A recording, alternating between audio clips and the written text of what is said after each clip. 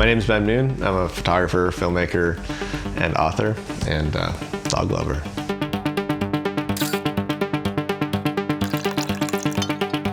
The coastal environment is such a dynamic place, so it's kind of a photographer's paradise here. When I'm going out, if I don't know what I'm going to be shooting, putting yourself in a fixed focal length oftentimes will limit your creativity in a way that makes you see things in a new light. So it's not really about the gear, it's more about your eye and the composition. Some essentials for going out on a morning walk: camera, caffeine, water, slower battery, and your dog. Where's Nori? Sophie, my very talented girlfriend. She's a photographer as well.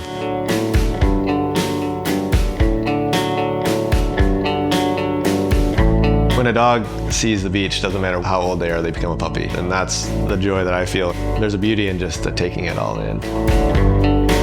One of my favorite things to shoot is my dog Nori, and I just love the water and the waves and surfing. Everything's interconnected out here.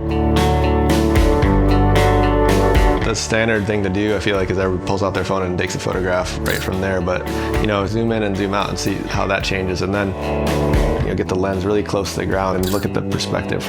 Or get up high and look down. I love the perspective of a beach from above.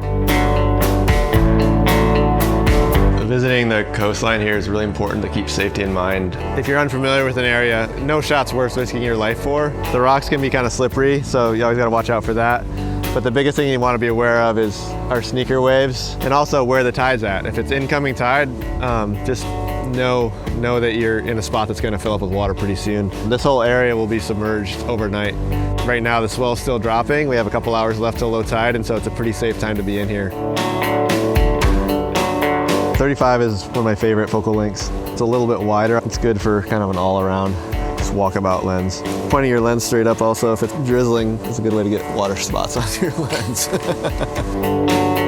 When you're changing your lens outside, it's always good to just be aware of, if it's really windy or if there's a lot of dust in the air. Right now it's pretty calm, so it's pretty safe to change. I always put my hand over the opening to keep my sensor clean. Sometimes there'll be a sensor spot. You can just gently tip the camera down, blow it out. That moment right when the sun goes down, the light is just perfect. That next hour is probably the best time to shoot.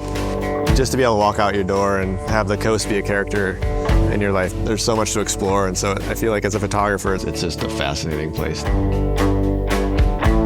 I'm Ben, and this is how I go.